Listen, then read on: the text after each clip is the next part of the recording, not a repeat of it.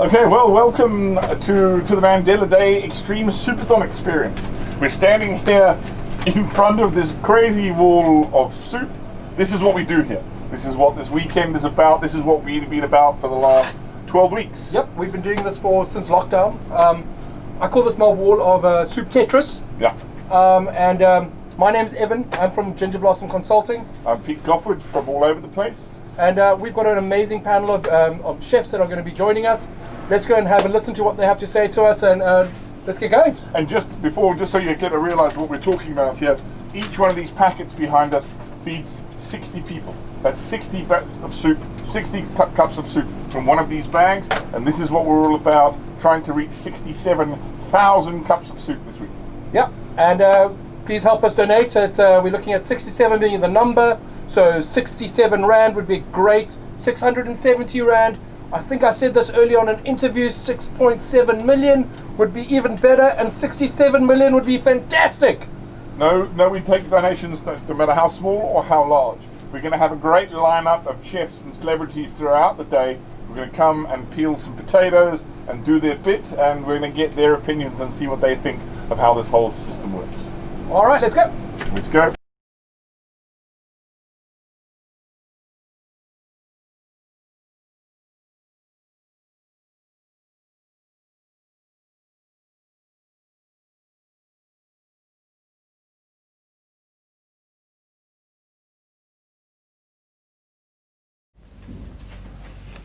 So, welcome.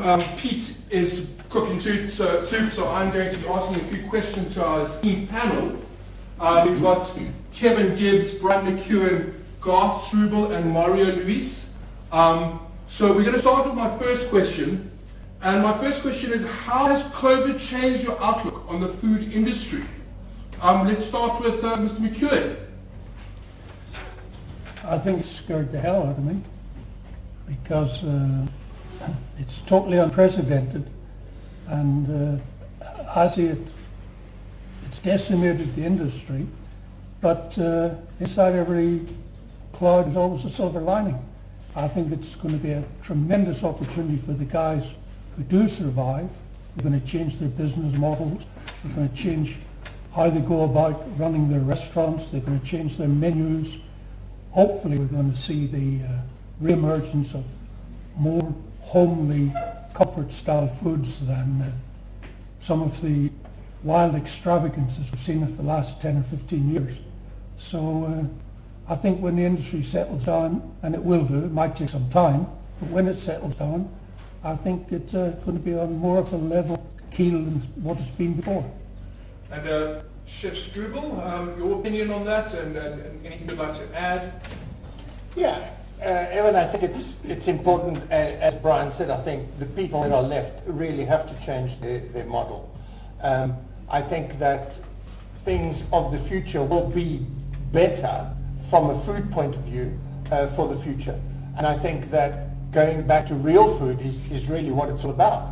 I think, things have kind of gone a bit of array in the restaurant industry. People have been doing too much showmanship instead of really concentrating on proper organic real food. And I think if we can get back to this word, the new normal, nothing's normal. Things will never be normal again. If we can get back to the real things that matter and the real things that count, I think as Brian says, I think it will be a better place to be. And a fantastic opportunity will be ahead. Mr. Luis, I mean, you've got a massive business at the moment. I mean, how's it affected you, and what have you had to make different and change with Pie in the Sky? Well, baking, I think, very much like the chef and food industry, we're going through the similar problems. One basic statement made by my mentors many years ago is people must eat. And I think we're still very much in the right industry for that. However, yes, we have a retail element to our business and a wholesale production entity. So obviously retail, we just found that we can continue with it. In fact, we've seen tremendous results in the retail side. People actually coming more to the artisanal stores than doing the supermarkets of that. So yes, I think we can still become very innovative. We continue doing so over the years, and sure, COVID has interrupted a few things, but I think that we've got an amazing future ahead. It's all about just clawing back now. Yep, I completely agree with you. Chef Kevin Gibbs, what's your take on it, and anything you'd like to add to this topic?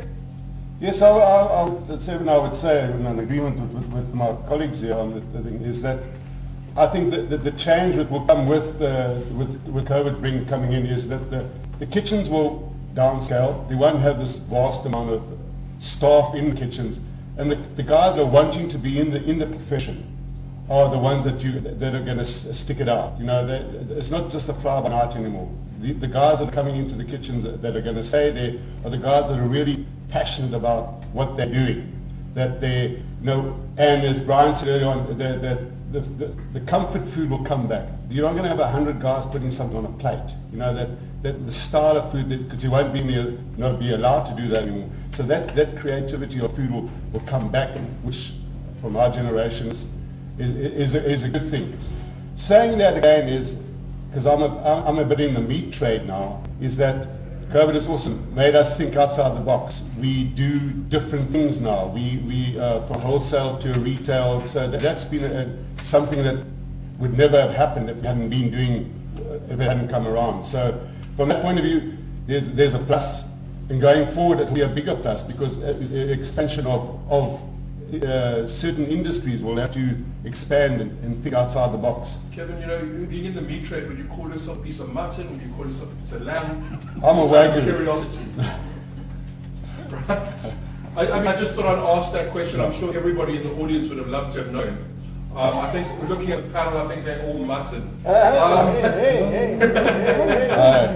Right. Just, you know, you guys are all sitting here. You've all had a little take and helped us make soup over the past since March this year. What got you involved in the initiative that we're working on at Extreme Soupathon, and how do you feel people can help us, you know, raise funds? Being Mandela Day, 67 minutes, 67 rand, 6.7 million. I mean, I don't mind. I mean, anyone can make the donation, but anything from your side on that? I think as a panel, I think we have to challenge all the chefs that are sitting at home watching this. There is a website to go to, there's a YouTube channel to go to, and I think there's a Snapchat. They should be donating. These guys who've worked with us in the past, good or bad, which have liked us, haven't liked us, doesn't really matter, but I think they should be kind of donating to the Soupathon. It's a fantastic idea.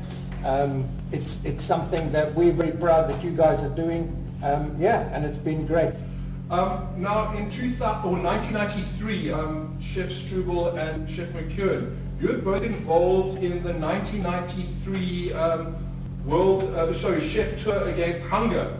How did that come about, and how do you feel that relates to what we should be doing now and maybe moving forward as chefs or as a food industry? How long have you got?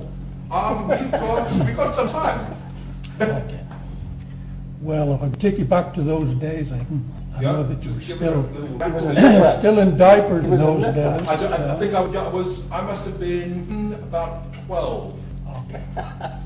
Well, it was a very tough time for South Africa, much the same as it is today. And the World Cooks Tour Against Hunger in '93 actually started in 1986 in Ljubljana in Yugoslavia. The Chefs Association took a team of guys to Ljubljana to bid for the World Congress of Chef Societies from around the world to come to South Africa in 1988. It was very difficult. Yugoslavia was a communist country, and we weren't allowed to speak at the Congress. We had to do a lot of lobbying in the tea breaks, etc. But eventually, we got the World Congress to come to South Africa, and when we came back to Johannesburg, we sat down and tried to figure out what we were going to do to make this World Congress that would be memorable. And there's three elements to the Congress. One element is the networking, the social networking of chefs from around the world. One element is the educational side, and one element is the actual business of running the World Association of Cook Societies. And as far as our presentation, we sat down, we decided to address the problem of hunger in Africa. And now we knew there was a problem, but we didn't know the answer. And we didn't have the benefit of the internet, etc. in those days. So we worked on a presentation, the foods of Africa, the needs of Africa, which was put together by myself, Billy Gallagher, Gordon Tuckett, Heinz Brunner, and So those were our real pioneers of South African cooking back in the back early in the 90s. yeah. So following the presentation, a lot of chefs from around the world come up to us and say, "Hey guys, this is great. How can we get involved?" So we said, "Yeah, well, we haven't got that far yet, but we've identified the problem." In 1990 in Singapore, at the next Congress, there were meetings held with the chefs from the USA, UK, Germany, and they said, so what are you guys doing? We spoke about it 2 years ago, what are you doing? And that's quite a lot like what's happening now. We do Yeah. a lot of talking and we're not A lot of talking doing- and and not a lot of action. so there had to be a catalyst. Your catalyst here was Venant. It Our was- catalyst was Billy Gallagher. I think the catalyst here was hunger, and it was very much about how do we make a difference, whether it be small or big. How do we make a difference? And I think it's quite similar to what you were doing and trying to But you need a leader. You need someone to step forward and grab the thistle. Yeah. With Soupathon, it's Venant and yourself. With us, it was Billy. Amazing. And so we put together this concept of bringing chefs to South Africa. And I think the first world tour in 1993, we managed to get something like 250 chefs from 40 countries That's amazing. to come to South Africa, do food presentations and competitions and promotions in countries all around the world, in towns all around South Africa. Johannesburg, Cape Town, Durban, even the small places, And when Kimberley, Bloemfontein. what kind of food were you preparing and Well, the guys were in presentations, in the food promotions, they were doing the food representative of their country. But we then took them out to townships where they saw the end result of what was happening. because And, you got to cater to your lowest common denominator? and it was quite well, I think for the people in the townships, it was pretty incredible to see 50 or 60 chefs in full regalia march through the dusty streets of the township and distribute food, etc. So that's how the first World Cooks Tour came about. Very successful. And viability, I mean, would it be something that would be viable today, or? Well, we followed it up in 10 years later in 2003 Right.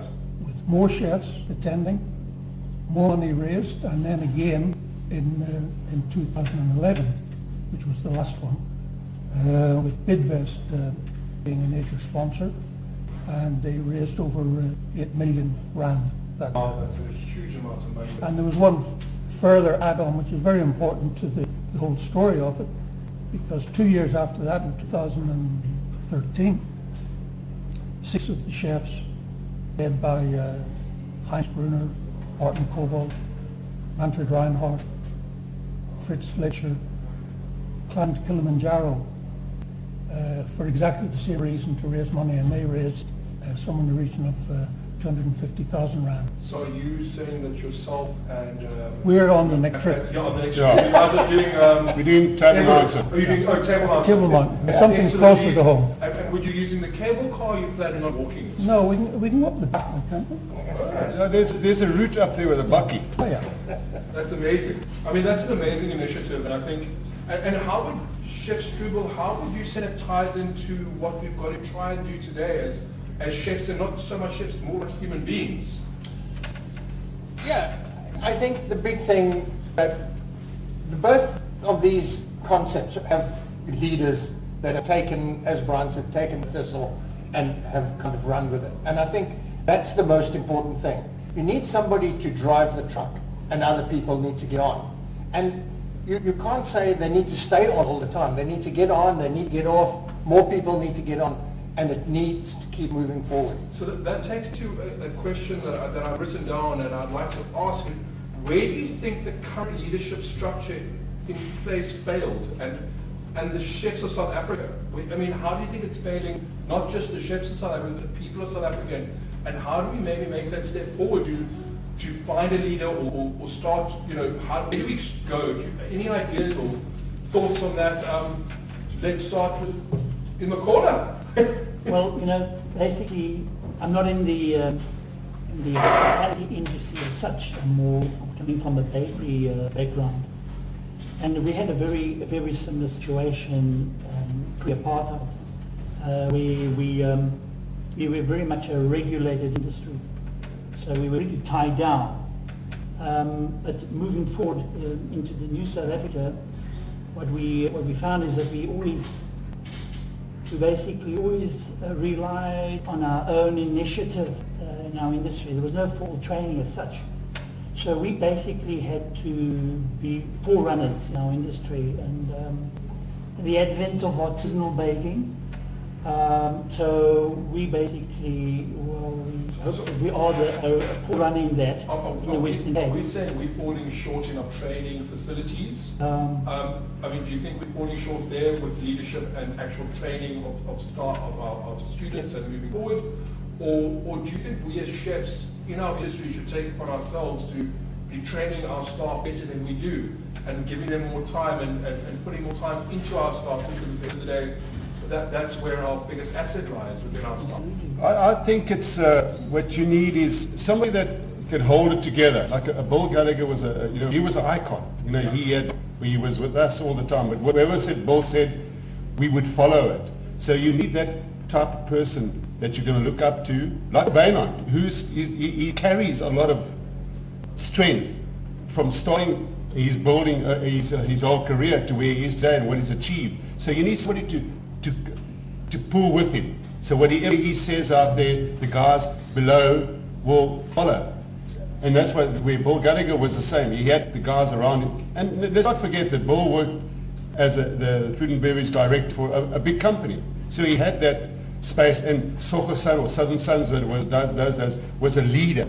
And whatever they said, and they had a lot of pull. So, and a lot of the chefs that were in those days were working in the industry. They weren't individual guys working in restaurants and things like that. They were working in hotels. We had that draw. So you're saying that because the hotels had the money to pull really influential chefs and leaders into them, that they were all able to gather a following, and they had really good leaders in those hotels? I think so. I think, Kevin, what the difference is, in the 80s and 90s, the emphasis was on hotel restaurant, hotel catering. After that, it moved more to individual restaurants. People moved out of hotels, set up their own restaurants. And when they set up their own restaurants, as the situation we have at the moment, they became a lot more independent, if you like. And there wasn't the same cohesion, there wasn't the same togetherness. They're all individual units and all doing their own thing, and they've all got their own agendas. When we were hotel-based, the agenda was whatever the agenda was of the hotel company, and at that time it was Southern Sun. That's why it was a little bit easier, and that's why with today's pandemic, you've got lots of guys going off in lots of different directions, but a lot of it is for their benefit as opposed to for the common good. So you're talking about profiteering and... No, I'm not saying profiteering, I'm just saying that a lot of it is for their interest. They're looking after their own interests, and they're not looking after what we would call today the Instagram posts and the Facebook recognition. Whatever you want to call it. I don't know these terms. I know, you're like blue teeth, and I get it, I know exactly what you mean. So what do you think needs to change? I mean, where do you think can make the change moving forward? I mean, guys, any suggestions? The change for what? Going forward and having, do we start looking at our training facilities and saying, well, maybe what we need to do is get our students into our soup kitchens and do almost like a community service to bolster that part, to get into the feeding schemes and to help, facilitate, so we are able to get a proper product out, A, and B, that the students that we work with, that we bring through the structure is getting a proper training. I think that's a good idea. Let them humble themselves before they can be exalted, basically. That's a very good training ground. Absolutely. I think that's very important. And from my perspective, at Coimbra Bakery over the years, we did, like I mentioned earlier, no formal training in the baking industry as such. And we did most of our in-house training ourselves. So we've had many people that have been trained in our organization over the last few decades, basically. So you're saying your breeds have more culture than the students that come work for you? Absolutely, definitely so, absolutely. Natural culture as well. Natural culture as well in sourdoughs. Chef Struble? Yeah, I think, today everybody's is a fantastic cook. You just got to have a look at the youngsters of today. They know everything. Everybody's a master. Everybody's the master chef. And that's because of TV or because of Instagram or whatever. I think that very much so the schools still have a big role to play in the fundamental training of chefs. And it's very important that they remain there and that they continue. I think that COVID-19 or now COVID-20 is going to change everything as far as training of chefs. We realize that we don't need that many chefs around. We realize that chefs need to learn more fundamental basics. So when you say we don't need that many chefs around, can you elaborate on that for me? Is that in the restaurants, as in kitchens need to be smaller brigades? Or are you saying that we need less trained chefs to run kitchens? Or are you saying that, if we could elaborate on that statement, sorry. Okay, I think we need more trained chefs to run kitchens. That's number one. Okay. We need... And when you say trained chefs, can you explain to me what you would expect from a trained chef and what the fundamental attributes would be for a chef to be running a kitchen in a COVID time now? Do they not need to be more sympathetic to what's happening out there, empathetic? Do they, that's a thing we should actually be looking at as well. I mean, how they conduct themselves in kitchens. I know back in the day, chefs ruled with fear. That's not true. That's not true. And we'll check outside and prove it to you. You'll take me into the walk-in. Yeah. No, right. So, do you think that the way that we conduct ourselves as head chefs, included in this question, is going to have to change?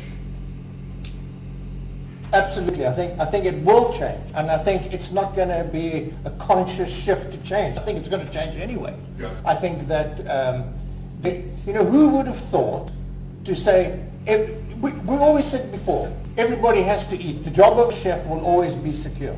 Look at it today. Look what's happened. Yep. Exactly. And how we pick up the pieces, that's the important thing. We're going to have to be more nutritionally conscious about our food. We're going to have to be more aware of where the food comes from, all the traceability of the food. All these things are going to have to be more important in our lives than it has ever been before. And do you think with that, do you think part of it is part of buying from our farmers versus buying through a supplier? And this is all part of the education we talk about of a chef. Because I think chefs today are very spoiled and they have a procurement guy that does the sourcing for them. Sure. Would that be part of that training that needs to be enforced for the better good of this industry? For the better good of the chef, eventually, and for the better good of the community, the restaurant community. I think it's very, very important that we actually go back to that we actually look at these things,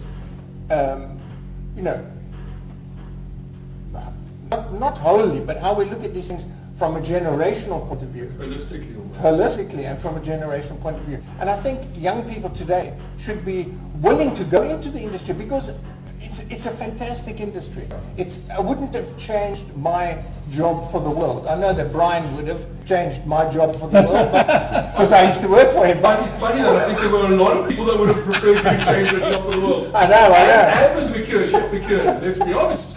There's two of us sitting on the other side of him now. Yeah, and Mr. Gibbs, in fact, I believe he was also a bit of a slave driver back in the day. You know, back in the day, that was good leadership. So when we talk about leadership, I mean, that was a way that the kitchens were led. And back to how do you feel we need to lead those kitchens now? And with the sensitivity behind the fact that there are people that are going to go starving and the salaries are most probably going to deplete.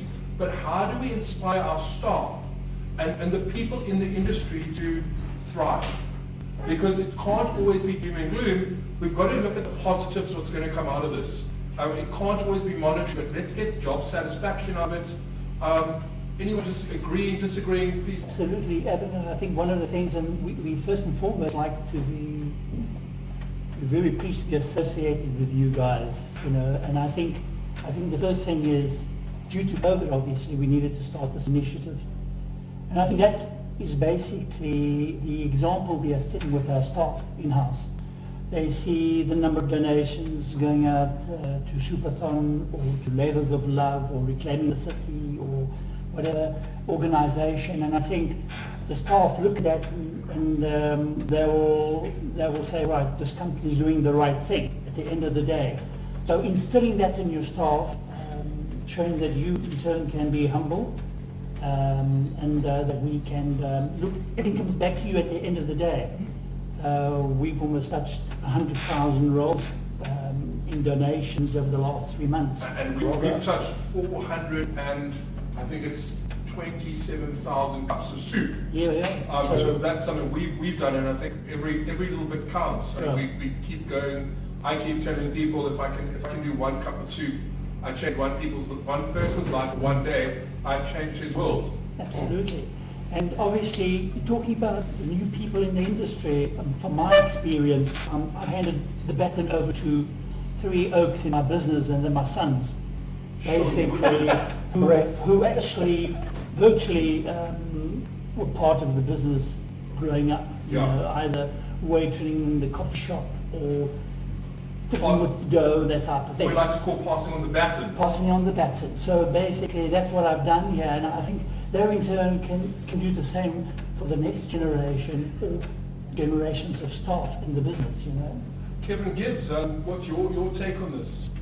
I think it's something that we have to grow with, and I've been thinking about what happens after COVID goes. What do we do then? Do we carry on, or do we just stop? Is it going to be an ongoing thing? Are we going to, back in the 80s, we used to have every Friday, all the kitchens in Cape Town used to make soup, and so one of the charities used to come pick it up and take it and send it on. So Kevin, That's stopped. to answer that, I think we've got to keep in mind that COVID only exacerbated a problem in this country, which is hunger. Sure. And I think moving forward, we all need to be very cognizant of what's happening around us. And I think, I know for myself that going into this project, Extreme Soupathon, it wasn't a 3-week project when we started with COVID, and now it's still not even a 3-month or 4-month project. This is a 20-year project. We realize that we've got starvation and hunger problems in this country that's going to continue until we get to a stage where we're a stable economy. And that could take 100 years. We don't know. So I think answering your question in that sense is that I think we're going to have to continue doing this. And how do we go about it? And that's where the leadership needs to be brought in, and that's where you need to be in the communities, be it in the different provinces, that stability needs to be formed, and that's where the leadership needs to be taken and moved on. And like what you guys are doing here is fantastic. And as you said, the amount of soups that you're doing, that needs to triple, double. Absolutely. I mean, this needs to be an initiative that's put in every single city and town in South Africa. Ultimately, but again, people don't want to just eat soup. So we've got to look at a whole lot of other initiatives that one can put out. But this being a good starting block. And again, for people to donate We've got our snap scan on our screens. Please feel free, or please donate there. We've got our banking details, or please visit our website on extreme.co.za, where all our banking details, and it gives you a whole lot of places where one can volunteer, or like we had an amazing donation yesterday from Fruit and Veg City that just climbed aboard. I don't know if you can see my butternut and onion all behind our wonderful chefs, but that was all donated by them, and thank you very much, Fruit and Veg City, for and food lovers, for all that wonderful donations, and it's going to be put to good use. I think on just moving forward, it's been suggested, as I brought up earlier, that the community service, and do we think that is a good idea? And I'd love you guys to debate it amongst yourselves, the pros and cons of that, about if it's a good idea, bad idea, and where do we start with that if we would? It's a nice concept. Yeah. It's a nice concept. The question is, how do you do it? Because anything, if you're going back to the colleges, hotel schools, etc., and say you have got to do this as part of your training, like they do with the doctors, I don't think that's a good thing. Right. I think that the concept of the community service is excellent. The concept of building it into A curriculum. the curriculum is a good thing, Right. but I don't think it should be forced. It's a bit like sport at school. Right. You know, if you want to do it, if you want to be a rugby player, that's fine. If you want to be a rugby player, you want to spend time in the library studying, that's also fine. Yeah. So I think it's something that should be put forward, but I don't think it's something that should be compulsory. And do you think it should be led by a food There's organization? no such a thing as a compulsory volunteer. Yeah. You don't get them. No, 100% agree. It's done from the heart, and it needs to be done from the right place. Yeah, well, look, we live in a kind of wasteful society within the restaurant trade, and I think everybody knows that. All chefs will know that there's way too much waste in a lot of kitchens and stuff. And I think maybe initiative they can take for the future, and schools could do exactly the same, is maybe not one day a week, but they could donate stuff that's being kind of wasted and let it go and let it be used in soup making or soup kitchens. And people from schools could take students and say to students, would you like to volunteer to go and work 1 day a week or 1 hour a week or whatever the case may be at such and such a place, they're making soup for the community or they're making meals for the community. Do you think they should get credited or credits for it within their curriculum? Not make it a compulsory thing, but if they are weaker in one subject, could that bring their marks up? Do you think that could be something to subsidize? You know, and I'm putting it to the forum. I mean, It's a voluntary thing. I think, Yeah. and I agree what they're saying, is I think there should be one lesson at each college put away towards community service. I think that would then the guys would buy into it. They know, have to, it's part of the thing. I might not agree with what Brian says, you can't put the person in there. But if you say to them in that part of your training, and this is laid out in the curriculum for the year, that every Friday or every Thursday, this class will be doing this. I think, and then giving them an incentive at the end of the day. This guys, whoever achieves this, there will be an added bonus onto your marks or whatever. Yeah. There would be a prize at the end of the year. Everybody needs something to be tempted with, Yeah. and I think that would work. I think my incentive to do this was I could sit at home and earn no money, or I could go and benefit people's lives and still earn no money, but come out feeling good about life. Absolutely. That was my reason for doing this. Yeah, I mean, it's a hard topic. I mean, we are in that space now, and with students, I just feel that we should be in a space where they learn. I mean, if you're in a place like this, you're going to learn a lot of life skills, I think. And what do you think the benefits of working in an establishment like this, or any other soup kitchen or a feeding scheme? What do you think is the beneficial value for any student or any person going into that? I think it gives them the opportunity to respect the ingredients a lot more, that everything isn't fancy forms and whatever. That if if you take a carrot and you can get the maximum value out of that carrot, be it making a soup, a casserole, whatever, that it'll teach them a respect for ingredients, if nothing else. Yeah. And working together, I think working together with other people and learning from somebody else, because you can learn from people's mistakes, but you can learn a lot from how they do things correctly. Yeah. And I think just being able to work together in those kind of close, pressurized areas is very good for people. Makes them stronger, yeah. Someone hit earlier on the wastage topic in kitchens and restaurants and hotels, and in a feeding scheme, do you not think that would definitely teach them about wastage and how best to utilize? Absolutely. We need to think clever, we need to start thinking smarter. I'd give you a butternut, for example, and what would you do that you could use the entire butternut for? Anyone? You could roast it. Right? Okay. Yeah. Yeah, You put it in the Flavor quiche. juice. yeah. I mean, when I'm saying we can take a carcass and we can break it down, right? And we can use it I can take all the proteins off, and then I can use the bones, I can use the fat, and I can use, how do we do something similar with our humble onion or carrot or beetroot? I mean, I throw it at the panel. You guys have been in the game for ages, you should definitely know how to do it. Ryan used to do a lot of that stuff for us. Yeah? He used to turn I think you'll butternut.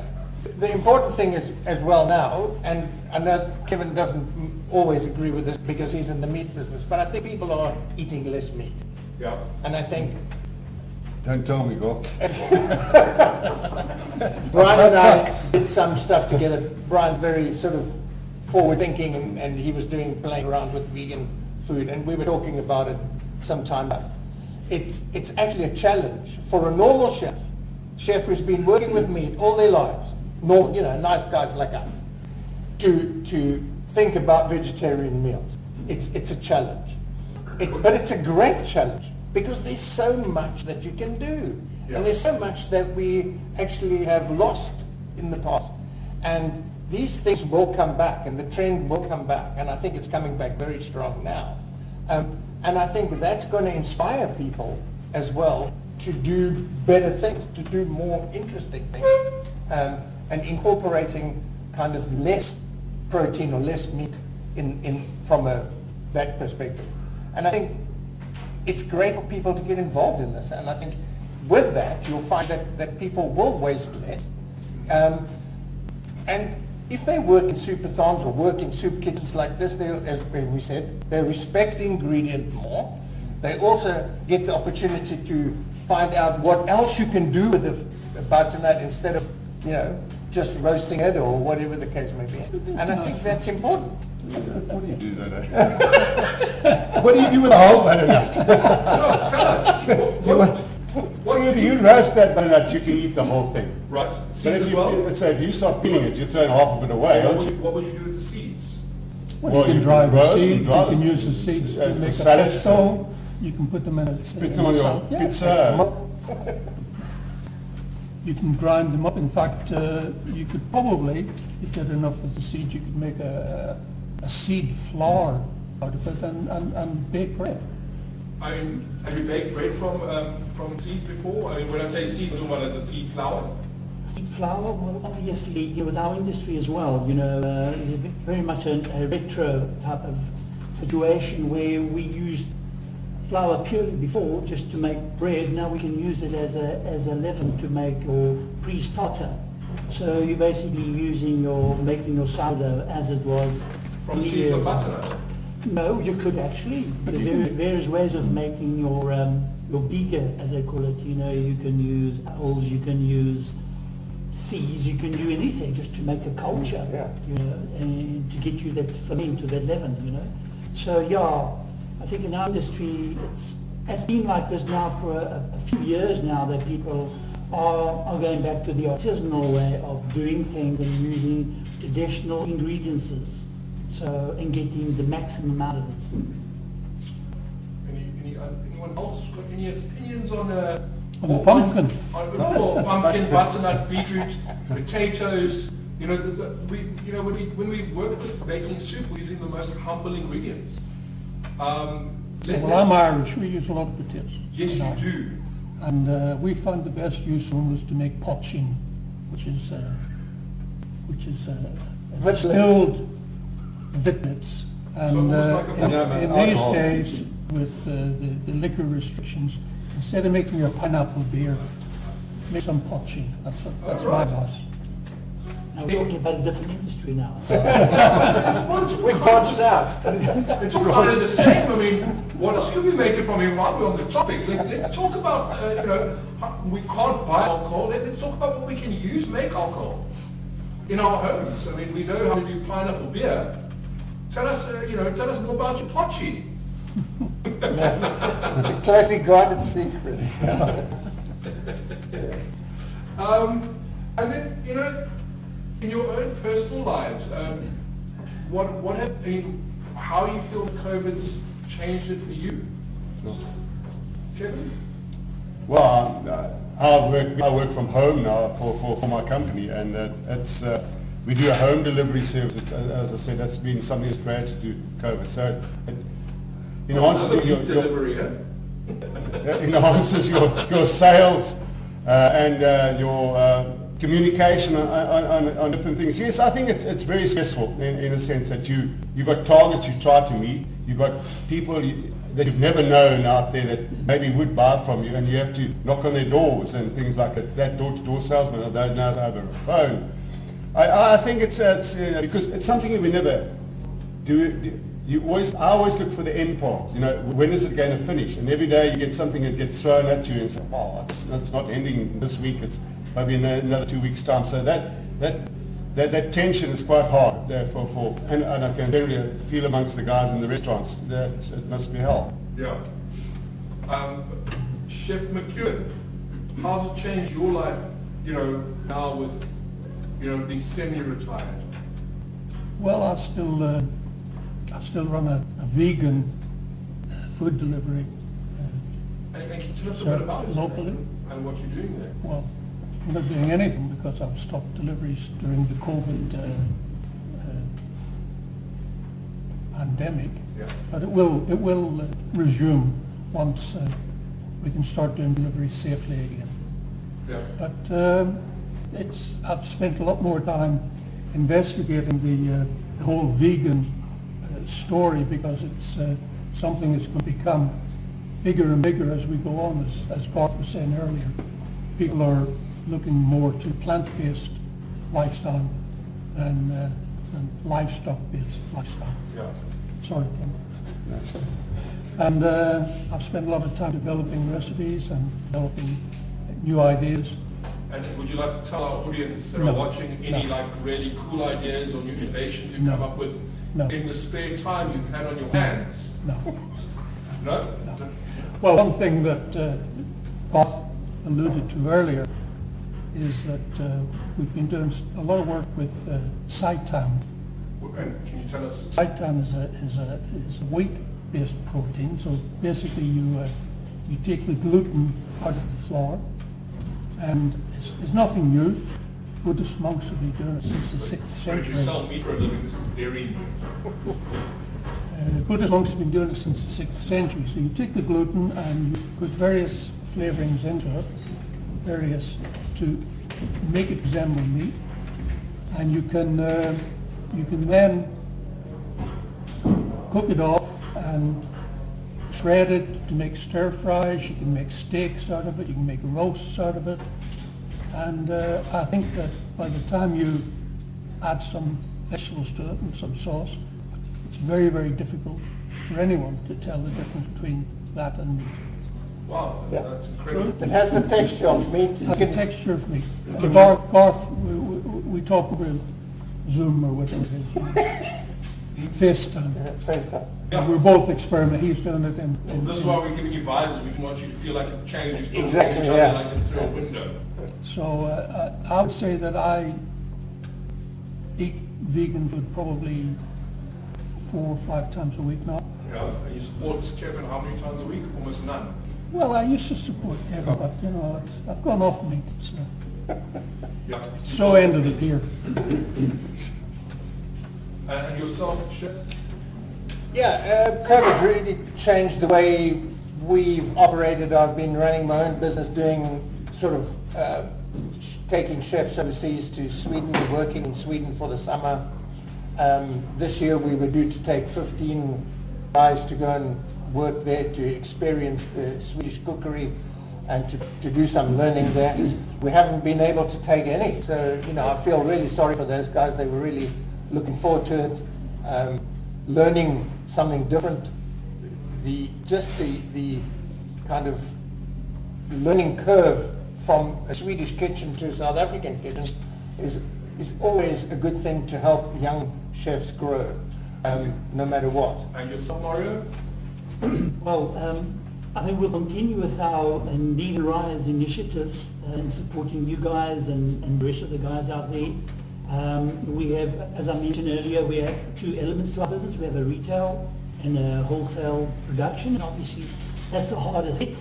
And I think our main challenge there is to claw back, to look at other industries. We've lost out in the airline service industry, particularly the hospitality industry. So there'll be a lot of hard work up ahead. But that platform has been set with our new generation of team leaders we have in our business, particularly my sons and the staff that are still buying into it. So although, albeit most of them are at home, we're working currently with only about 20 people on one particular shift. So yeah, so it's going to be just clawing back, but I have hope. We've been at it 42 years. So, Excellent. Well, I hope you've got 42 more years to go at least. well, I know we'll have more. Maybe not more. Absolutely. And on behalf of myself, And I meant to say, we support each other. Excellent. On both ends. Both ends. We'll keep on putting meat in the pies. You, thank so you. on behalf of myself and our team of Extreme Soupathon, we'd just like to thank you so much for being on our show this morning. You guys are unbelievable attributes to our industry, and we all do look up to you, and thank you so much for being on our show. Thank you. Thank you.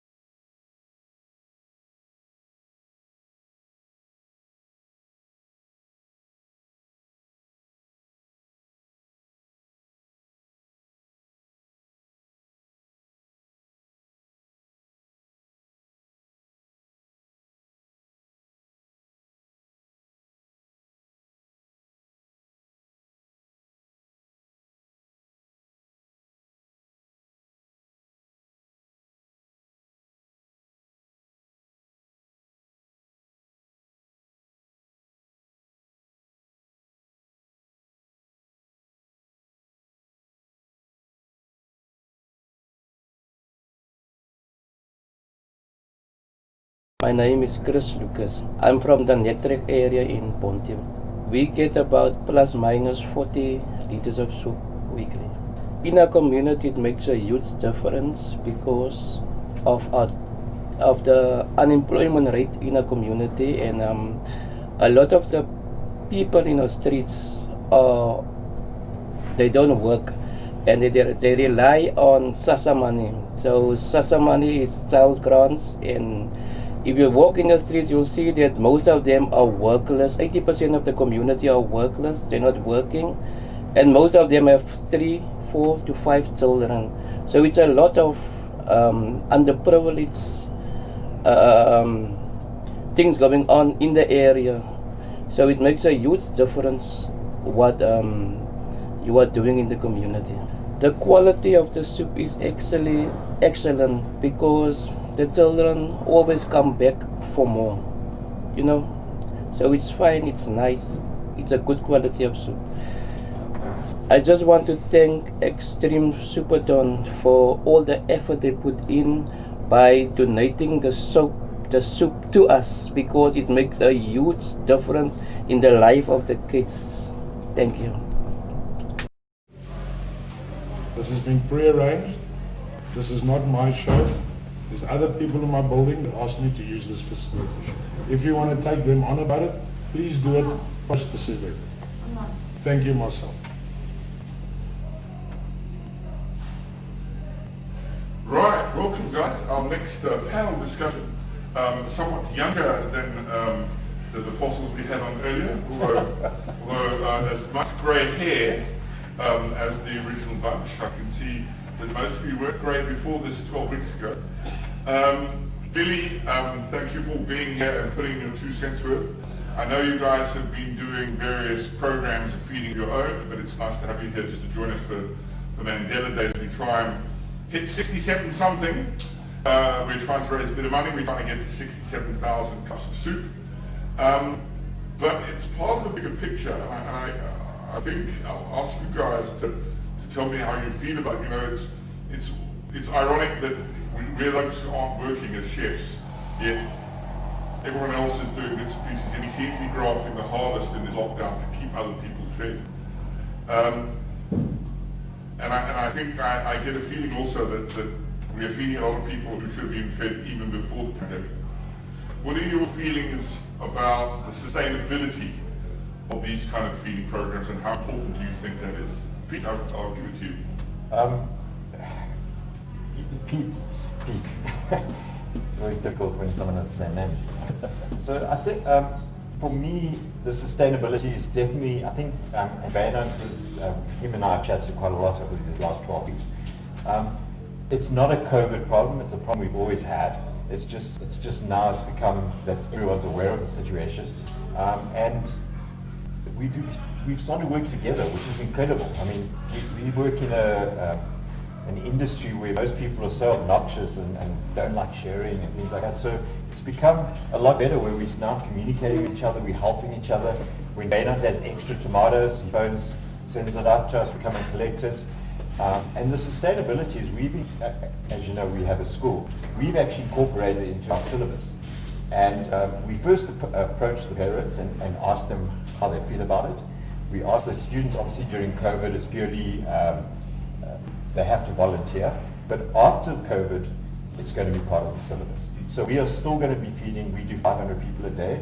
We do have support from the parents that have been giving us some donations. One of the big chains have been really good to us, and they've been giving us some sell-by-date stuff. And then Extremes, they've just been wonderful. So the sustainability, we all work together, will definitely be there. From my point, sustainability has been one of my main driving factors and goals. People going to bed hungry in this country has always been a major issue. The people that has been conditioned in their own minds by themselves and by others not to see the need. We can look at it the way our neighborhoods are laid out, what we are exposed to on a daily basis. I've been in a very fortunate position where I have to drop my staff off at 1 o'clock, 2 o'clock, 3 o'clock in the mornings, and I go into the neighborhoods that not everybody has the privilege to go into. And with COVID, the surface, the face of those neighborhoods changed drastically. And you could see the dire need double overnight.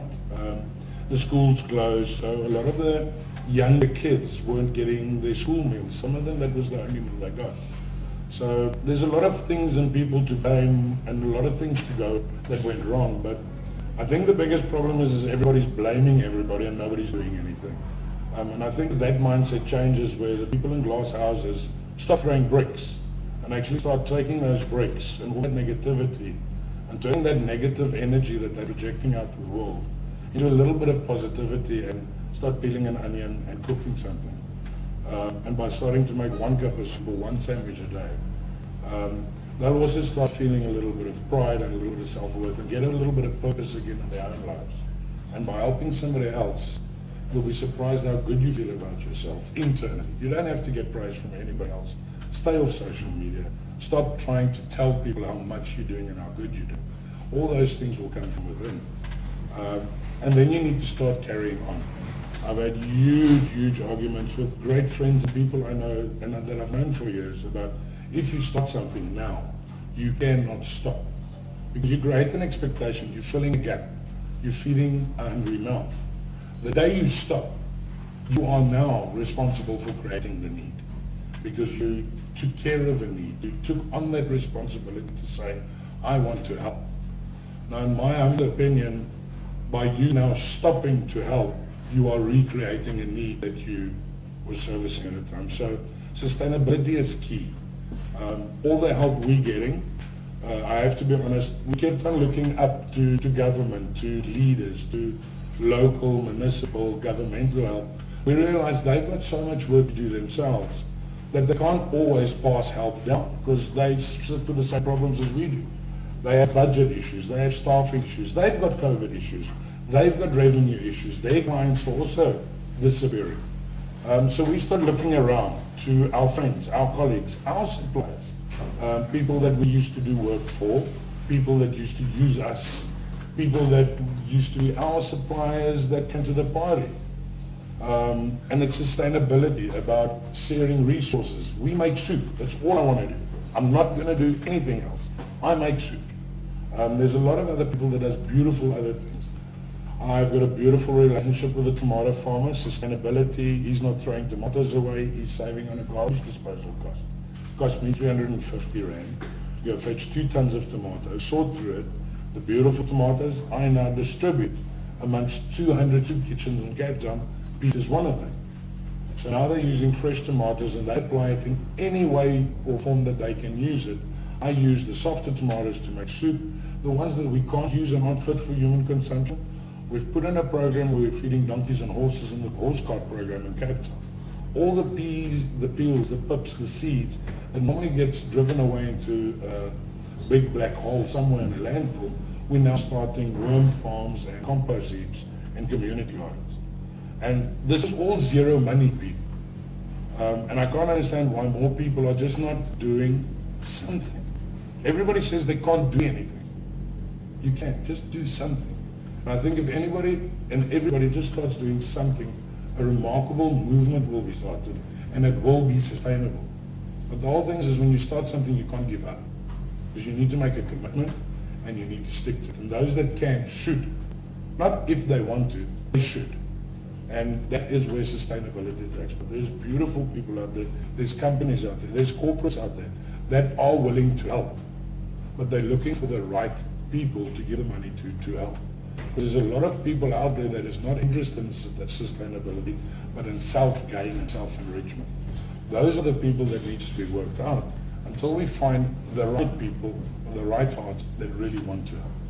And that is where sustainability starts.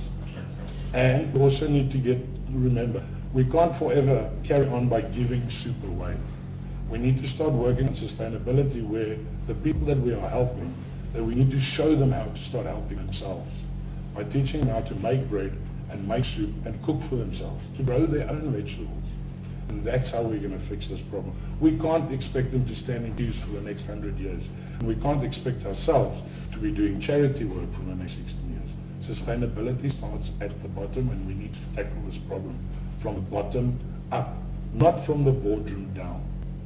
And that's my sustainability. Cool. Thanks, man. So Pete, we unfortunately have 3 Pete's. I'll be repeated. Okay. So, Peter, why do you think it is when we have these sorts of things, chefs always seem to be front and center of first join in and lend a hand? Why do you think that is? Probably soul food. You want to eat, you've got to do something for somebody else. So it's a thing of, I don't know, we sort of like enjoy cooking. So that's what I'm missing the most at the moment, is not cooking what I enjoy cooking. So now I'm just cooking other things. I mean, I've been working with Labels of Love for the past couple of months whilst they were still at the CTICC. And everybody just gets in and helps, because I think we all understand that you come in for a plate of food, it's not just going to happen. And it's not going to happen if I walk in now at the same time as you, you're not going to get your food very rapidly at all. So we know that if things are going to happen in our industry, it has taught us, we've got to get in at the ground, at the bottom, and start. With those, peeling those onions, those potatoes, those carrots, getting that ready first. Whatever we need to do, get the stock on, you know. So chefs are used to it being on our shoulders. We're used to like carrying that thing. Front of house is like all the pretty guys and everything. They'll come behind the doors and you'll see where the real action is going on. That's that kind of thing. We love what we do, otherwise we wouldn't do it. You know, the guys that all here, these are, none of us are young anymore, except for Rudy, he's the youngest. Hey. Speak for yourself, old man. But like, we still do it because we can't think of anything else we would rather do. Now, who wants to go and sit and like do accountancy? Sorry accountants, but that really sounds boring. So we're used to sort of like starting at the bottom, getting in, getting things done. And there's nothing quite like somebody going over to you and saying, wow, that was awesome, you know, that was really good. So now we're doing something else which is with a lot smaller scale on that side of things, but a lot larger on another scale. We're not, any of us, using any of our serious, like, this is what we do kind of thing. Now we're doing, this is what we do because this is important to us, that let no man go hungry. I can't remember who actually said that originally, but like, it's pretty much a creed. You know, let no man go hungry, let us feed those that we can whilst we can. But saying that, I've got to agree with Baynard, we can't keep doing that. It has to be a ground up thing. We have to start building it from the ground up. We have to teach skills that we're going to have a better relationship with farmers for one thing. Suppliers are all good and well, but we're going to need the farmers to go, this is what we can grow now. So I think, yeah, we just need to, if you look at it, things like Norwegian salmon, that's going to go out the window in South Africa. Bringing in all these products from overseas because now we want to show how fancy we are, we're going to have to start working with people like Abelovian. This is what we do, you know, we can get this really great product locally. It's more effective, it helps grow our own South African economy. But Pete, isn't that exciting? It's incredibly exciting. And the little man, the little cheese guy's going to come popping out, and it's like, it's sustainability mind-boggling once to again. think of like the possibilities that are ahead of us at the moment. It's just like, I'm actually excited as to where the industry is actually going. absolutely. Absolutely. I think we're going to see finally a true South African cuisine come out. And that in itself is an exciting thing. And hopefully I'll still be around when it's there and I'll be able to afford the food. Really? I mean, one of the things that also I think that we get involved, and one reason we get involved in is what people also fail to realise is that a lot of our staff are in this industry particularly, are entry-level staff. So they're the first people who are affected by this. I mean, we've all got loads of staff members who aren't working. I mean, you've been a massive hotel. I mean, I don't know how many staff have we got, does the Mount Nelson employ? Over 200. There you go. You know, and that's 200 people who aren't working or haven't worked for the last 4 months. And I think sometimes that's the thing with chefs, it's easy to, at least there's one thing you can do. At least I can make some food. At least I can provide a nutritious bowl of soup or a cup of soup. At least you can do something. At least you have the skills to make a difference. It's not the answer to the problem, but it helps A, you sleep at night, and B, people sleep with a full belly rather than You know, what are other people doing for their stuff? I don't know. At least we know how we can beat them. Do you think? What do you think is going to happen to our industry? I mean, places like you guys at Melton and us, Grand Roche, we are heavily reliant on foreign trade. How do you think we're going to be affected this year by that? Because again, that's going to affect everything that goes on, our suppliers, our staffing levels. What do you guys foresee in terms of that kind of return to foreign tourism? It's a tough one, that. It's all reliant on the borders, I think, Yeah. and heavily reliant on foreign trade, foreign travels. And we don't foresee anything opening up until the end of the year. Yeah. And even if it opens up, it's probably going to be like a bad winter. Yeah. And it's going to be a summer that's going to be a bad winter for the next 5-6 months. And then we're going to hit winter, which is going to be like we all know we used to. And we're probably going to see some normality return only September next year, if Yeah. we are lucky. Yeah. And that's if people have that disposable income to spend, to travel. And hopefully there's need for people to travel. Yeah. Hopefully there's a need for people to come to South Africa and see what we have to offer. Yeah. I But mean, we don't know, you know, so it's something that we all sitting in the same kind of environment where we don't know, but we can't just stay there. So, you know, we have to reinvent ourselves and say, okay, what's the next step? Yeah. You know, and that's where we have to sit down and really think about what we are doing currently. I think that's, for me, the biggest problem is that uncertainty. You know, how long will this last, and what will our industry look like afterwards? My biggest worry, if you look at what's happening overseas, if you look at the resurgence in America, a second wave that's now going throughout this summer, they thought they kind of nailed it down, and now all of a sudden they're looking at 70,000, 80,000 infections a day. My worry is that we get through this peak that we're going through now. I mean, I say get through it. I reckon it's going to last till October. But then again, you know, what's going to happen in winter next year? We still don't have a vaccine. So the problem is it's okay during the summer. It's now this nasty weather, particularly in Cape Town, when our people are their most vulnerable. When it's miserable, it's raining, it's wet. So again, it's the sustainability. I think we're going to be doing what we're doing now for a lot. But what do you guys feel is going to be? What does the restaurant industry look like in the next year? I mean, granted, we have no idea when it goes back to any kind of regularity. But what do you think is going to happen? Sure. I think part of it is there's a little bit of excitement within me because it's a reboot, Yeah. like Pete said, and which it's just something that we've needed. But the normality of what we've seen is never going to return. We're not going to see the amount of restaurants we've been spoiled with. That's going to disappear. A lot of our favorite eateries will be closing and will never reopening. And I feel sorry, my heart goes out because there's a lot of people out there that have really worked hard to be successful, and that's not going to return. And you know what? I don't know where we're going to end up, but it's going to be a very different model, and we're going to have to reinvent everything we do and how we do it. You know, from the way we charge people, the way people interact in a restaurant. I mean, if you think about it, we go and eat out and enjoy ourselves because we enjoy the company of other people. We enjoy having a drink with other people. And even restaurants that are open now, not having, you know, you see people eating and it's different. It's not pleasant. It's not a nice environment. No, it's not that conviviality around the table. You know, having takeaways, yes, it's at least it's kept restaurants going. But I mean, is it a sustainable model for the future? You know, it's time will tell. You know, So, It's with the COVID regulations. I've been out for lunch twice.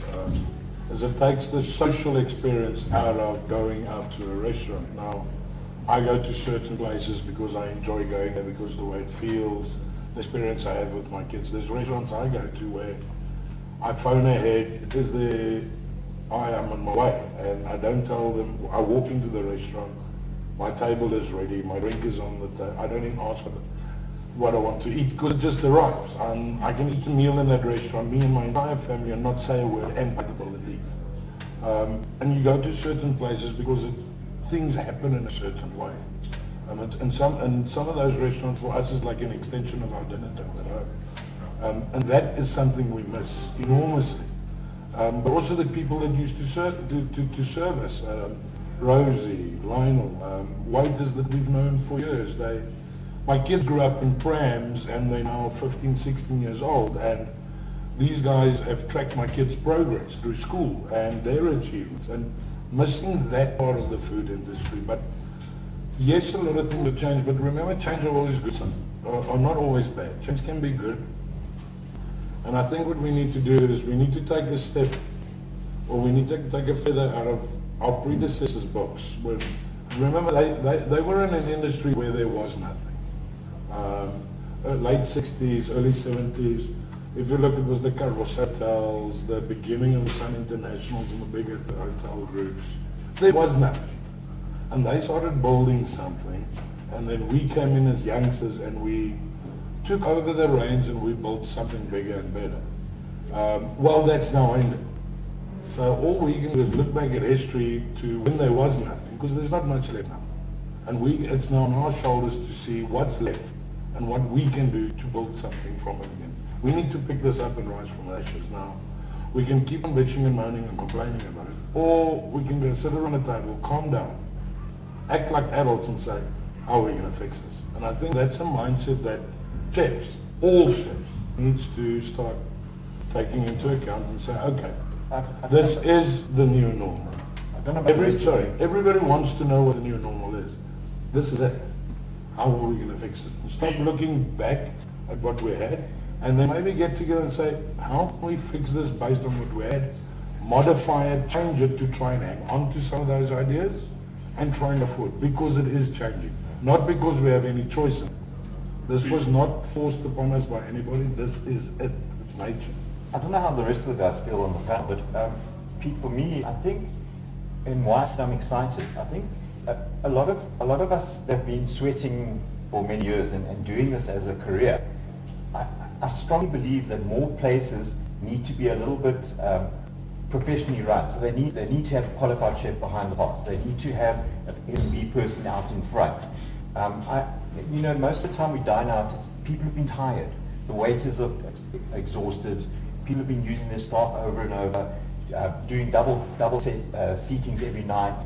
The kids, they're literally getting 3 hours, 4 hours sleep. Yes, we used to do that back in the day, but I think that respect and the whole industry is going to get back to reality and the way it should be. And I think our industry, because we do dine out way too much, and we don't really expect, we'll just go to a chain restaurant just to eat, where we should be just eating at home and enjoying the experience when we go out to eat. Make it special.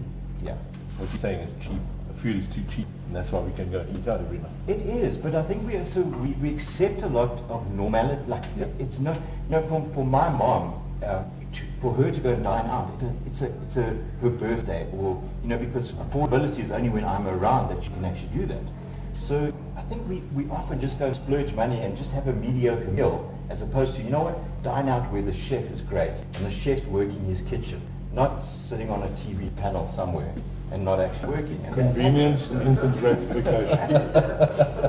But remember, also times have changed. The art of cooking. Our mothers used to stand in kitchens on Saturdays and Sundays and cook their hearts out, and we used to have beautiful Sunday lunches. How many of our wives do? Because it's much easier for us to open a car and go eat a fancy meal and blow $2,000 a day. That's what I used to do. Yeah. But I cook in my house. The fact that my wife doesn't bother me. But if you look how the generational changes have taken place, the world has changed into a place that allows us to go for lunch 3 times a week or dinner 3 times a week. But I think that reset button has been pressed a little bit, because first of all, there's no money for that anymore. I used to do it, and now it's not there. So we need to relook at the food game, and if it means we teach people to cook more and better food at home, or where they go and buy it, look at the approach from the chef that's cooking that food. And I think globalization, if you want to track that back to your Norwegian salmon, yes, it needs to change. Why are we flying food all over the world?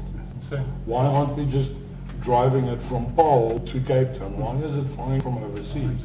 Why are we spending millions and millions on tunnels and machines and equipment to grow small little pretty vegetables for 5 or 6 outlets in the country? Yeah. Why aren't we doing something that's a little bit more sustainable for the planet, but also economically viable for the mass market? I think, remember what globalization has done to the world, it's also done to the food industry. What happened to the vegmonger on every second corner? What happened to Saturday mornings of getting your kids in the car like we grew up, like a lot of us, I would assume, and you went to the butcher, the fishmonger, and the veg dealer. Now you go to a shop and it's choof, choof, choof in the trolley because it's rushed. Lockdown, one of the best things that came out of lockdown, out of all the horrible things, is people started spending time with their kids again. The first 5 weeks, what did they want to do with their kids? They all wanted to hang them up. What happened in week 6 to 8? The kids started doing washing. They started roasting chickens, making potatoes, and moms and dads started loving their kids again. That started happening around dinner table. Now, are you going out for Sunday lunch? No, because the kids are mowing the lawn, doing the washing, and they cook lunch. There's a remarkable difference of what this thing has actually done. And everybody's looking into the negative.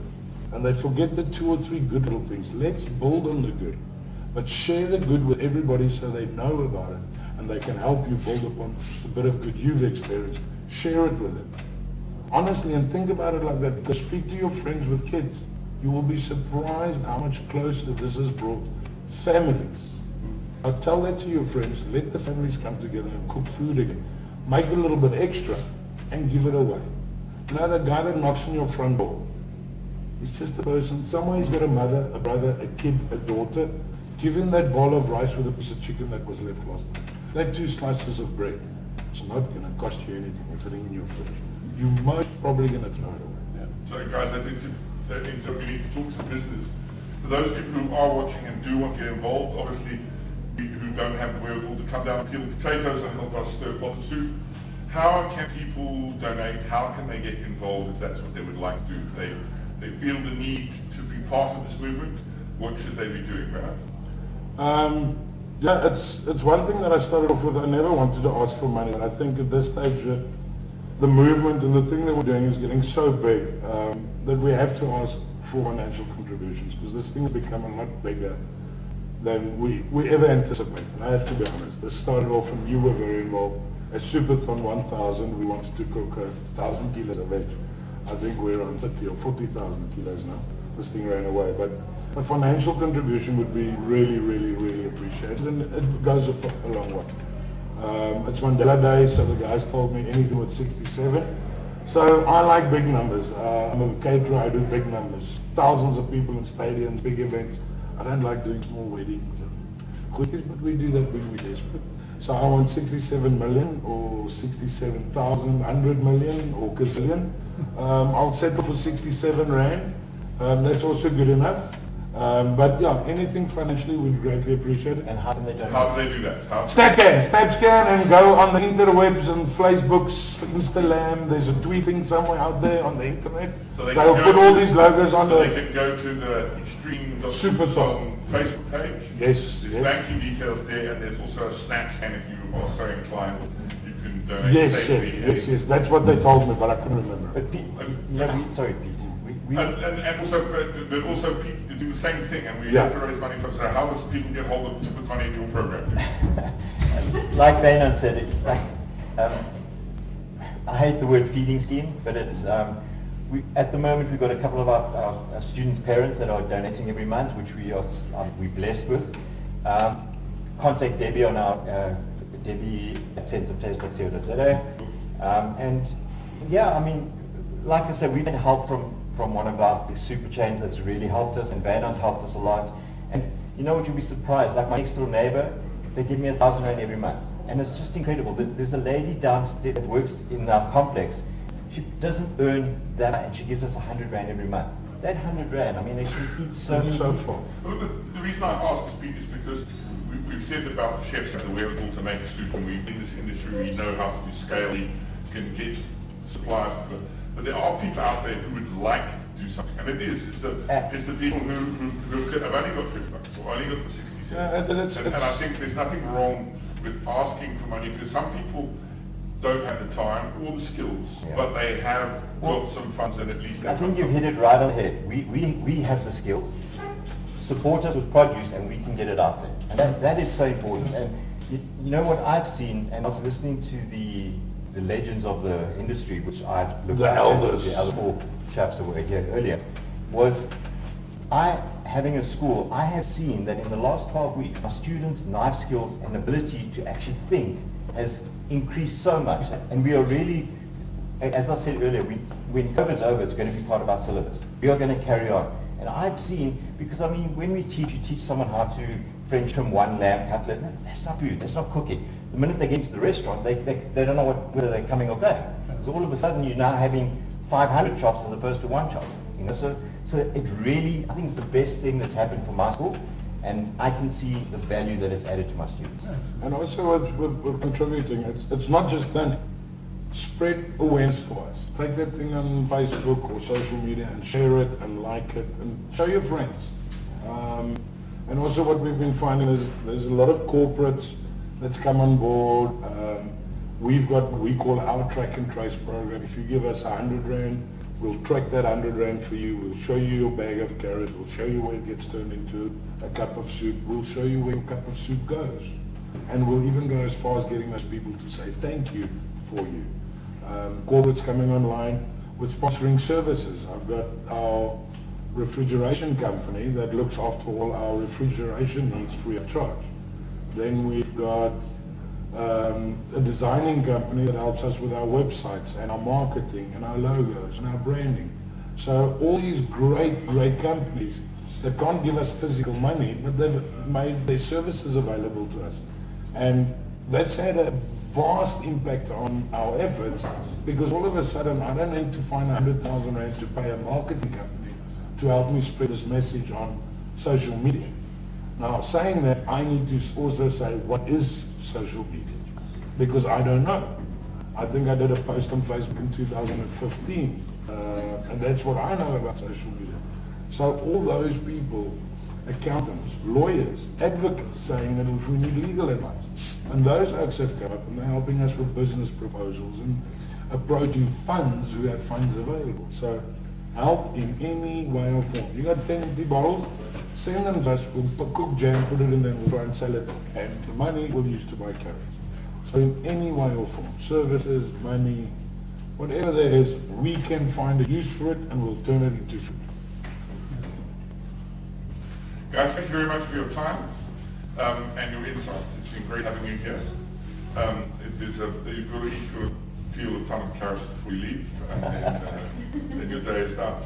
Thank you very much, guys. Appreciate your insights and your wisdom.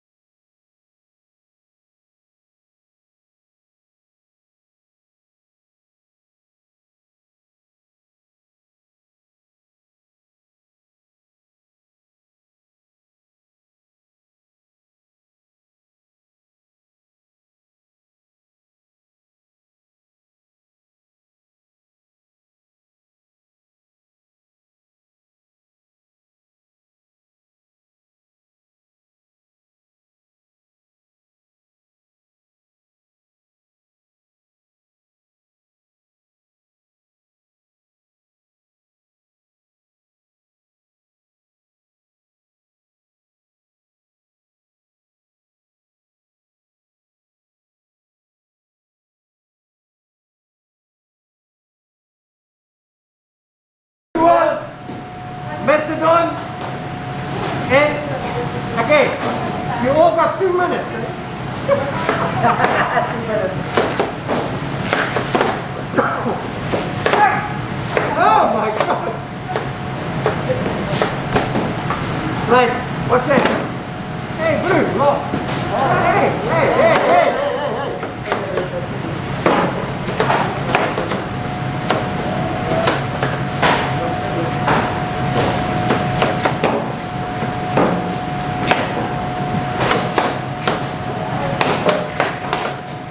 You've got it smaller, Kevin. It cooks quicker. Oh, that's right.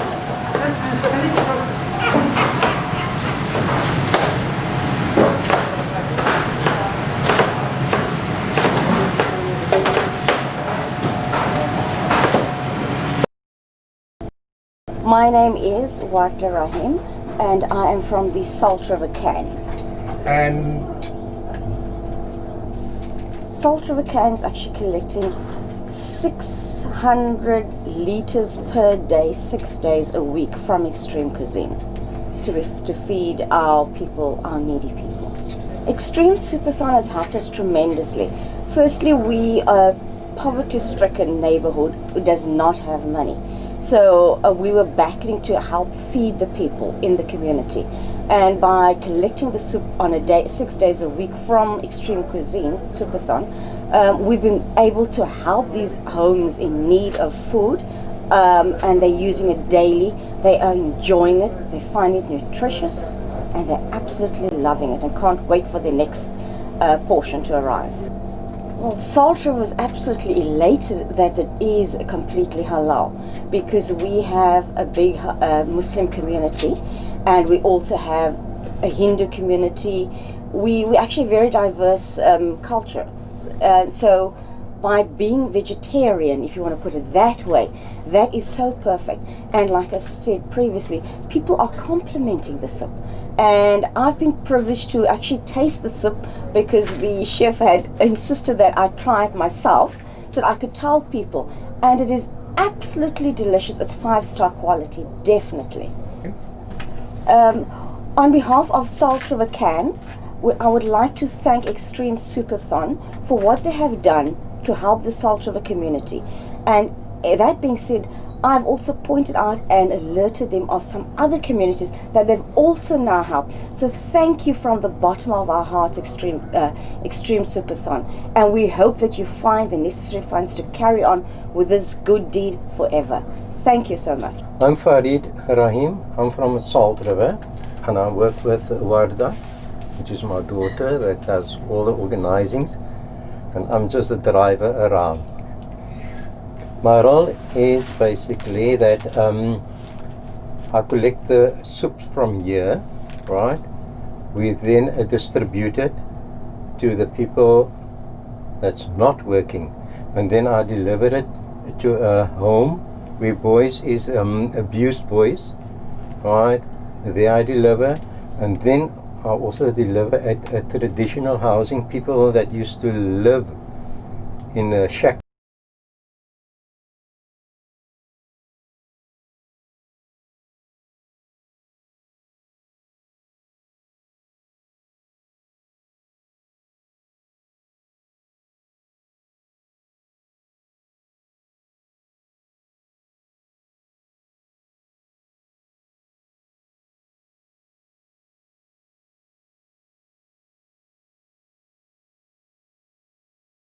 My name is Kate and I'm the CSI manager for Food Lovers Market.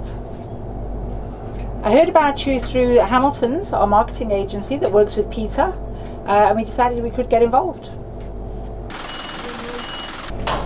So we've donated potatoes, butternuts, onions and carrots, a pallet of each.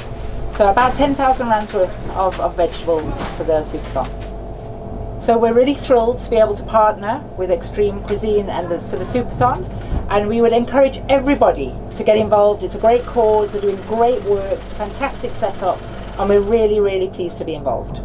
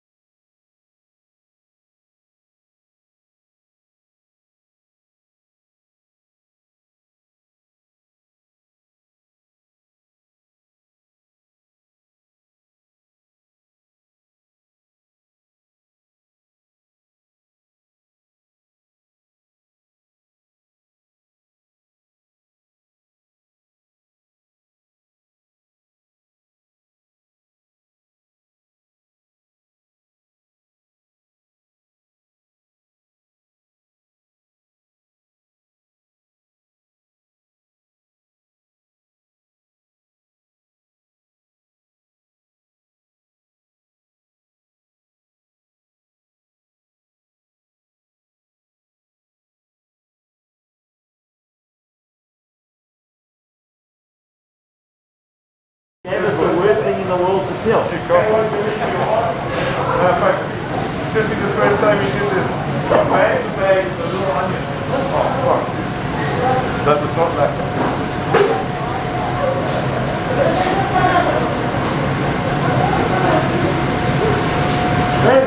They can start up your still. This is a live TV.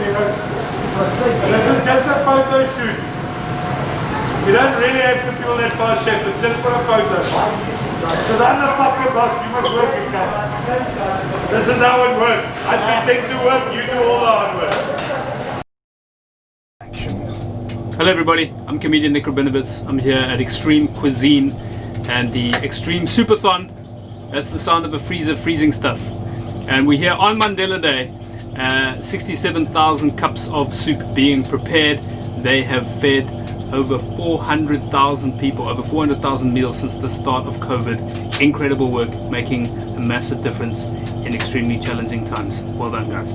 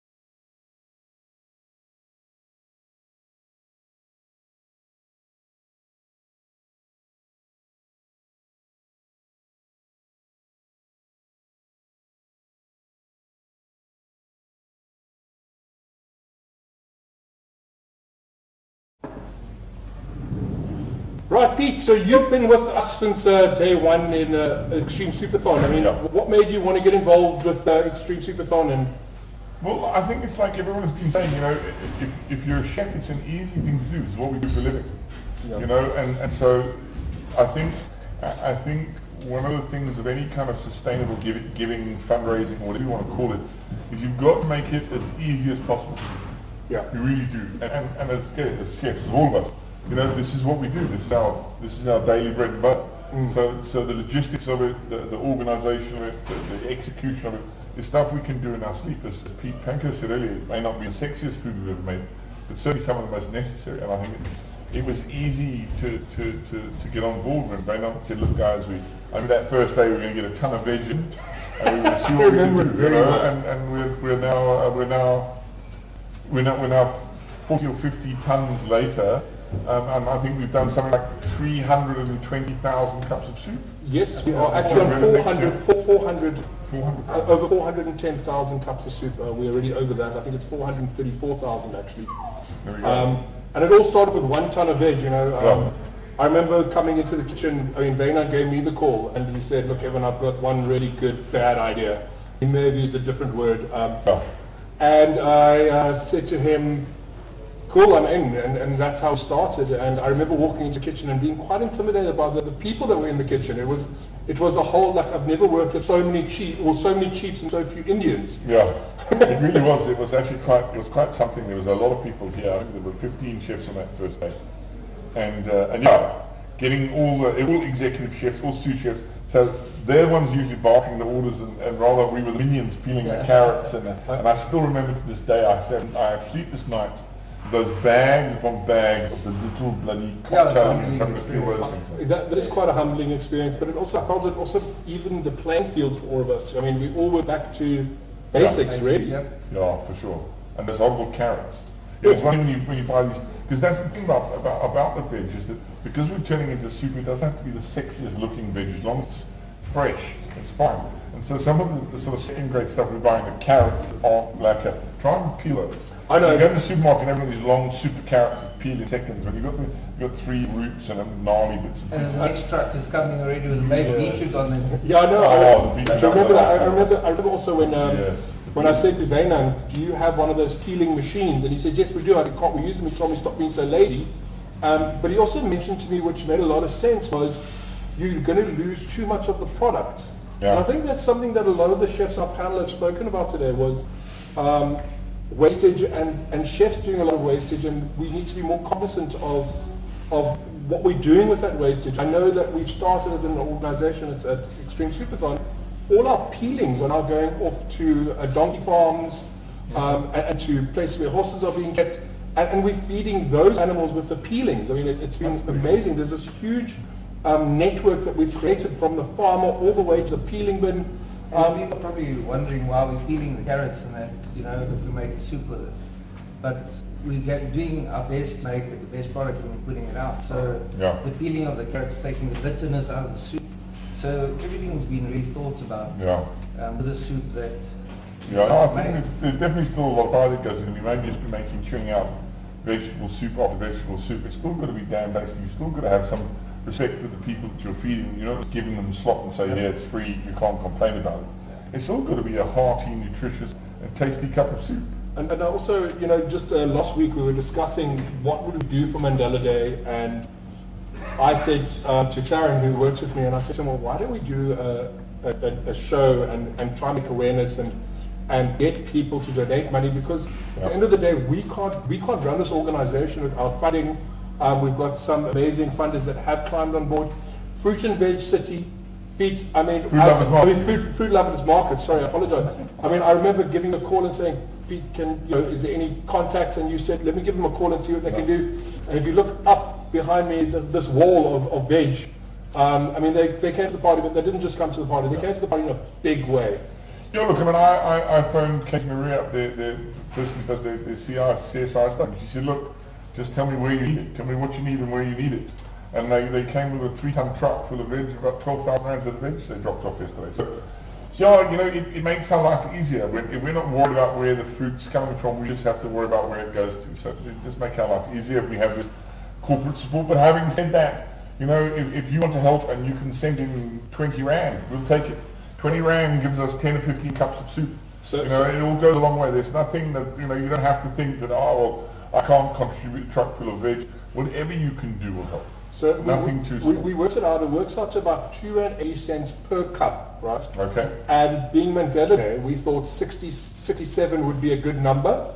So 67 Rand gets you 22 portions of soup here at Extreme Soupathon. Okay. That's a huge amount of people for such a little bit of money. Well, 21 cups of soup, that's soup 3 times a day for one person for a week.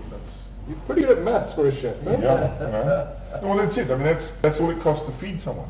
You think about it, $67 we can provide food, nutritious food for a week. It may not need to be supplemented, but when you look at the alternative now with people out of work, people with not much hope, 21 cups of soup, I'll take them. Yeah, no, absolutely. I call it the privilege, but it was very sad. I went into Bishop Lavis with one of our drop-offs, and we don't normally go in because we try and separate the distribution and the production. So we're not on the front lines to keep the sanitary of being able to make the soup here. And we work with 3 different teams. And I'll tell you what, when I was out there, I was really moved with the work that we're actually doing as an organization. I think people forget how easy it is to make a difference. People say, what could I do? Actually, if you see the difference on this nasty weather we're having, what difference a hot cup of soup makes to people, you'd be amazed how much you're capable of doing. Yeah, no, absolutely. I mean, sure, it really was an eye-opener for me, and it's not. It doesn't have to stop at soup. I think blankets are needed, sanitary pads for ladies. That all those sort of things are so important in this time. And any we could reach out to our pharmaceutical companies. We're happy to keep it here and hand it out if we need to. Well, we've had generous donations. We had 2 truckloads of sweets that we were able to give out to kids. We've had cupcake recipe packets. We've had the microwave one, it was great. Yes. We had this little microwave. You put in a mug and you I can tell you how well it works. You add water, and if you're privileged enough to have a blob of ice cream, even better. Yeah. So I think there's one of the things. It's always an interesting question. I said to him, can't we get? There must be people who sponsor some meat or some mince or something. And there is an actual. There's a rationale by keeping it vegetable. And that, first of all, is from a storage point of view, not dealing with protein. So it's much easier for us to keep and control the cold chain because we're not worried about proteins. And plus, it's universal. No one can't eat a piece of soup. This is a halal catering facility. I call it catering to lowest common denominator. So that's it. So there is no one who will be turned away for ethical or religious reasons who cannot get a hearty cup of soup. So there's method to our madness of keeping it vegetable. Look, we are making things, particularly the stuff that we've been doing with the tomatoes.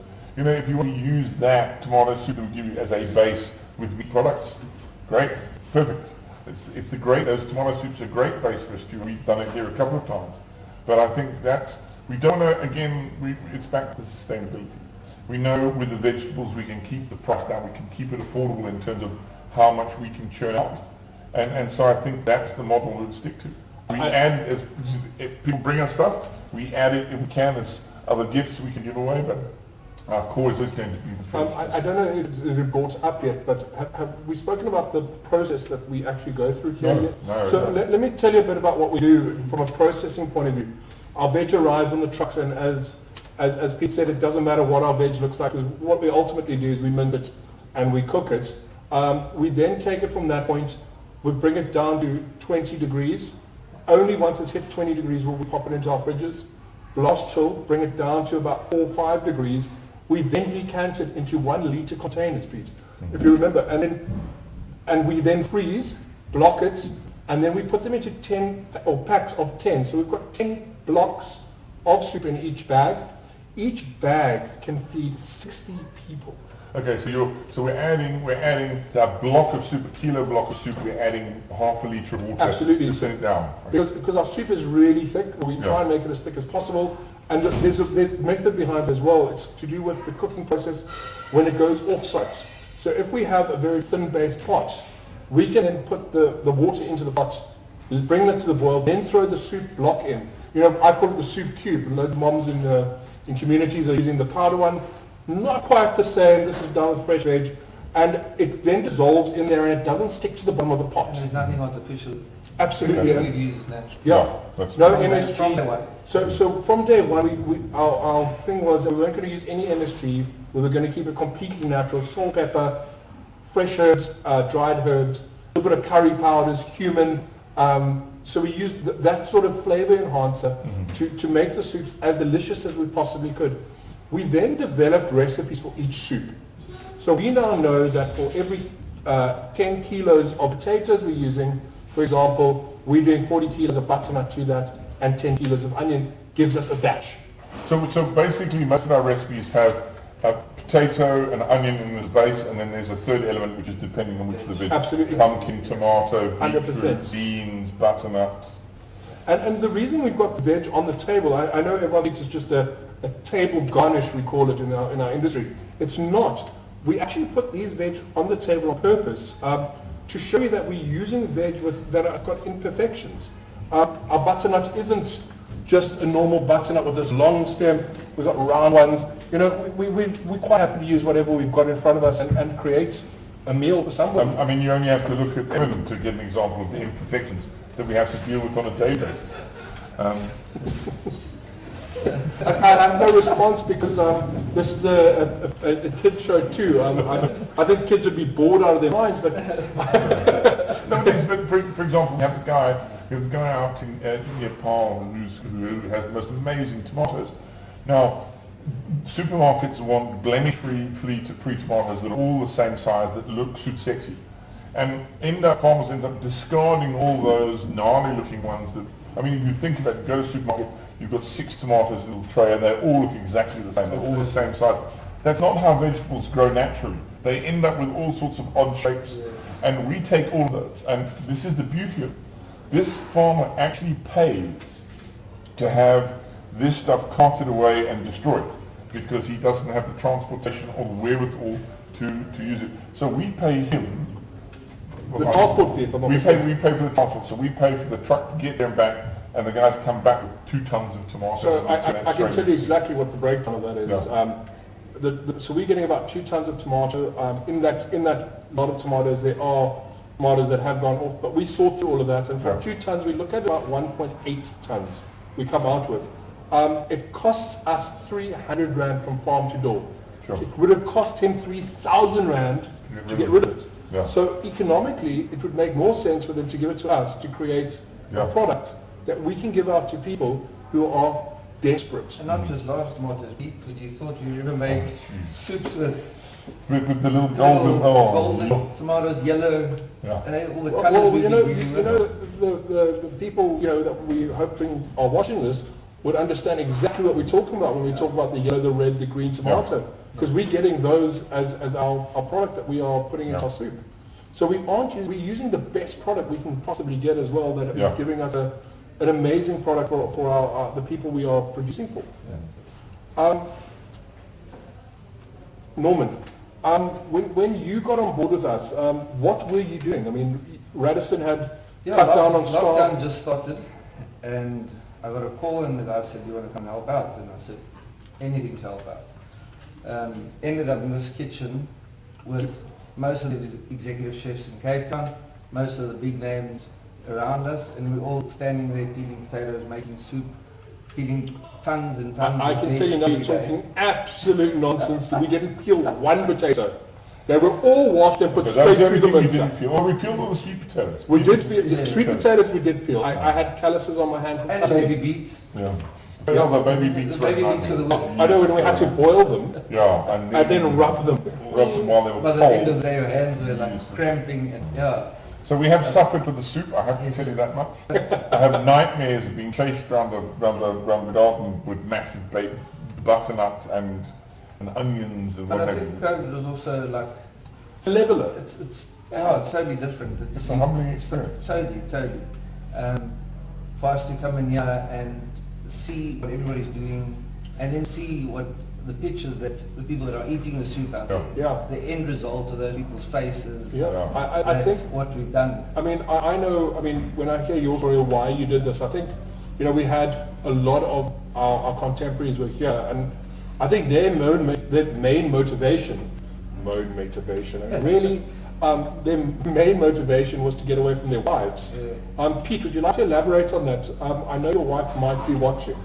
So no, it was actually quite funny because when we came here, we were like a week in, 2 weeks into like serious hardcore lockdown, and I think one of the reasons why I shifted because there was like company. We were like talking to people, you know, because driving here we had to have special documentation saying we were allowed on the road. We drove out at like 8:30, 9 o'clock in the morning, and it was like a ghost town out there. It really was. I mean, we got myself and Henry Vega from Upper Bloem. We got stopped twice in roadblocks on the way in. But no traffic, eh? No traffic. What were we doing on the road? We had to produce our permit to say that we were part of the Soupathon and we were going to go peel veg. It was quite surreal.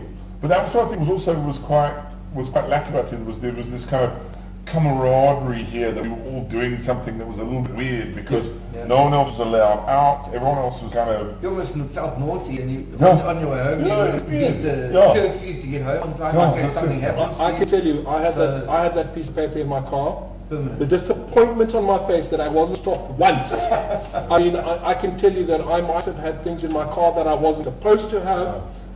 Look, my experience has often been in particular. Keep your shift jacket on. Yeah. You know, especially in times like this, the guy stop and think, okay, this guy's clearly grafting. Go. I mean, I told people I was a doctor. Yeah.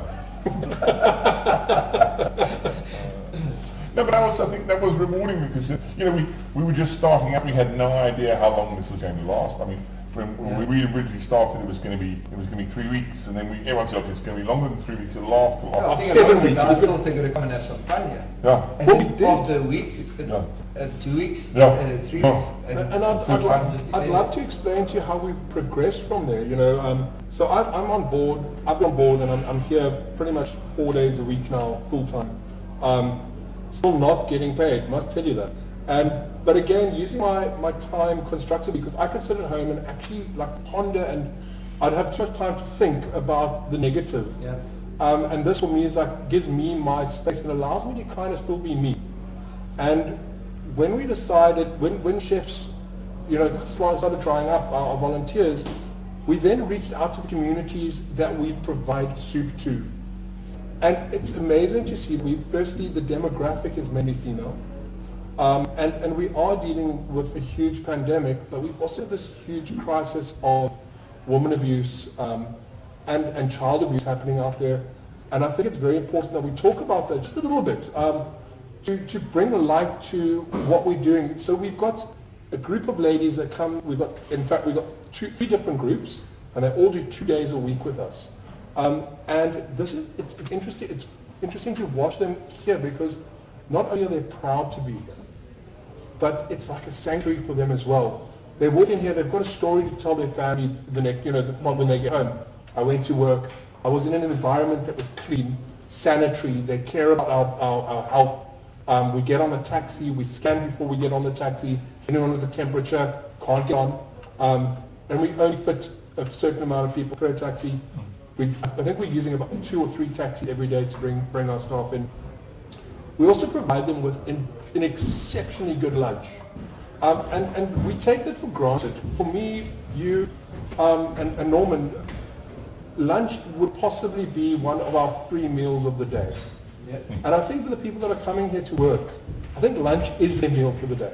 Yeah. And that's why it's so important that we make a really nice lunch.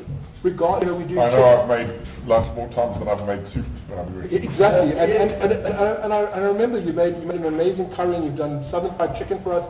And every time it was made with such love and care and with real passion as a chef. It was made by a chef for chefs. And that might be the only meal that people that come and volunteer and help us. Absolutely. And then we also do give them a bit of extra money just so they can go out and use that little bit of money they're getting to go and buy certain essentials. And that costs us, as an organization, that costs us money every month or every week. And that's what we're trying to raise funds for. It's not just, so we can make soup, but it's also to change the lives of the people that are working with us. Yeah. Our long-term goal is to be able to employ people full-time.